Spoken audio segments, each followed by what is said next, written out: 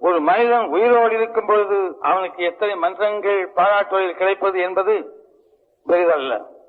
அவன் மறைந்த பிறகு என்னையே நான் எடுத்துக் கொள்கின்றேன். என் மறைவுக்கு பிறகு எத்தனை மன்றங்கள், எத்தனை மக்கள் என்னை நினைக்கின்றார்கள் என்பதை பொறுத்துத்தான் நான் வாழ்ந்ததற்கு ஏதாவது நியாயமான காரணம் இருந்திருக்கிறது என்று நினைப்பதற்கு அது உதவி. நானும் எல்லாரும் மாதிரி ஏசி காரு நான் உட்காந்துட்டு போக வேண்டியதானே?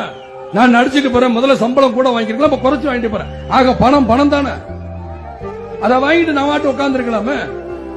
நான் இன்னைக்கு சென்னையில அழகா எங்கேயோ ஒரு ஆட்டம் பாடிக்கிட்டு இருக்கலாம், பாட்டம் பாடிக்கிட்டு இருக்கலாம், சண்டை போட்டுக்கிட்டு இருக்கலாம், நடிச்சுக்கலாம். நடிக்கல, எனக்கு தேவையில்லை.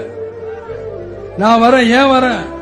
சரியா, ஒருவேளை வேற மாதிரி இருந்தா கூட நினைக்கல. அரசியல்லாம் நமக்கு எதுக்குங்க? நாம பாட்டுக்கு நடிச்சோமா, 4 காசு பார்த்தோமான்னு இருக்கலாம் தான் ஆரம்பத்துல நானும் நினைச்சேன். ஆனா நாம மட்டும் நல்லா இருக்கணும்னு நினைக்கிறது சுயநலம் இல்லையா? நம்மள வாழ வச்ச இந்த மக்களுக்காக நாம் எதுவும் செய்யாம இருக்கிறது நல்ல விசுவாசமா இருக்குமா? ஒரு லெவலுக்கு மேல காசு சேர்த்து என்ன செய்ய போறோம்? இப்படி எல்லா கேள்விகளுக்கும் ஒட்டுமொத்தமா ஒரு விடையை கண்டுபிடி